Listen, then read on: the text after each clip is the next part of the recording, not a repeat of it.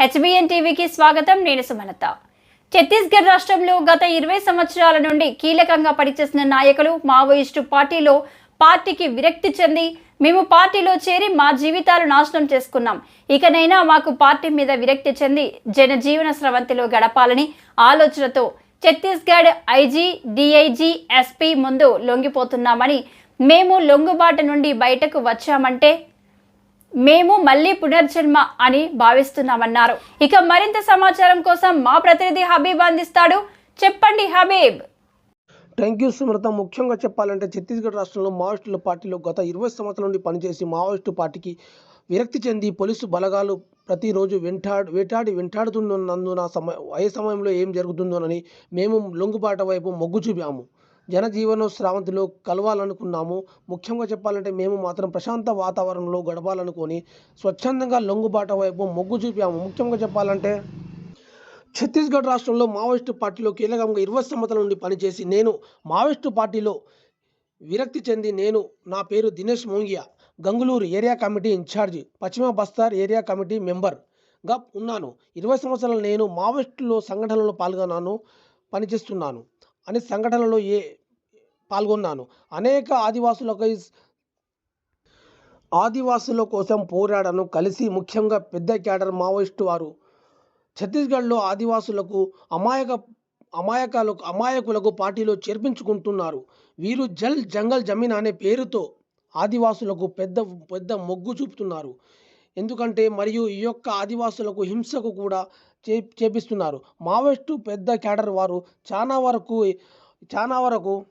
యువతకు మోసం చేస్తున్నారు. ఈ యొక్క జల్ జంగల్ జమీన్ అనే పేరుతో ఆదివాసులకు పొట్టున కొట్టుతున్నారు. పెద్ద పెద్ద పరిశ్రమవేత్తలకు వసూలు చేస్తూ వాళ్ళ ఇష్టానుసారంలో ఖర్చు పెడుతున్నారు.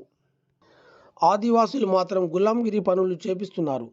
లొంగిపోయిన మావోయిస్టులు చెప్తున్నారు. ఆదివాసులు ఎవరైనా గట్టిగా మాట్లాడితే వారికి హత్య కూడా చేస్తున్నారు.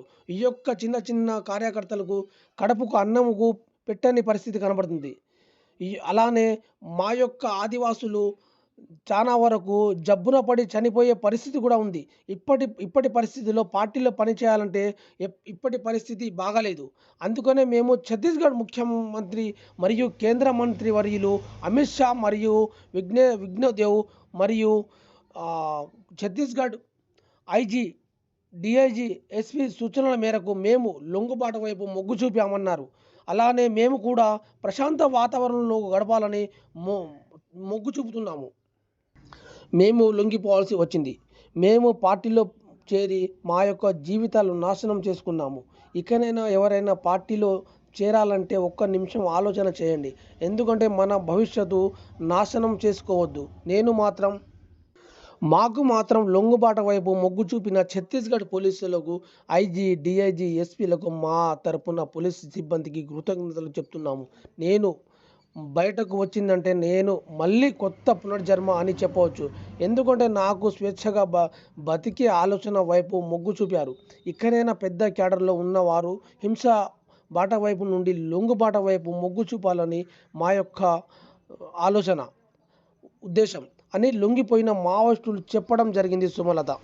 नक्सलिज्म से इंचा का रास्ता छोड़ने का जो निर्णय लिया है बीजापुर जिला रेंज के आईजी, डीआईजी, एसपी के द्वारा आज माओवादियों को खत्म करने का जो कार्य योजना बनाकर प्रतिबद्ध तरीके से उसका जो माओवादियों को खत्म करने का जो संकल्प लिए हैं वो बहुत अच्छा है।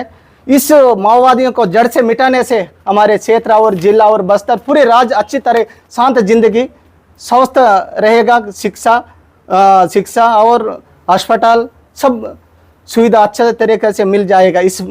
इसलिए मैं मेरा आशा करता हूं कि मैं अभी माओवादियों से मतलब मैं पहले भटके हुए थे, मैं जंगल में गुजराता था, मेरा जिंदगी पूरा सत्यानाश हो रहा था। मैंने आज माओवादी अंधेरे से बाहर होकर मैं आज मतलब मैं अच्छी ज़िंदगी जीवन यापन करने के लिए मेरे को जो मैं सरकार और सुरक्षा बलों, IG, DIG, SP, Chhattisgarh police बलों को सभी को मैं धन्यवाद करता हूँ। मैं पुनर्जीव हूँ, मतलब मेरे को इतना मौका दिया है जीने के लिए। इसलिए मैं माओवादी जो माओवादी में अभी जो कार्यरत है पुराने कैडरों को और सदस्यों को, डीसी हो, एडजेसी हो, सीसी हो, जो भी हो, तुम हिंसा का रास्ता छोड़ो। इस झूठे आंदोलन का हिस्सा मत बनो। सरकारी पुनर्वास नीति का जो लाभ लेने के लिए तुम जंगल से बाहर आओ, समान जिंदगी जीने के लिए तो यहाँ आत्मसमर्पण करे। जो केंद्र सरकार और राज्य सरकार, जिला सरकार जो अभी मौका दे रहे हैं, पुलिस प्रशासन भी उसका लाभ लेने के लिए आकर पुनर्वास नीति के अंतर्गत तुम जीने के लिए यहाँ आ जाइए। इस जंगल से बाहर निकलो, हिंसा का रास्ता छोड़ो, मेरा यही कहना है।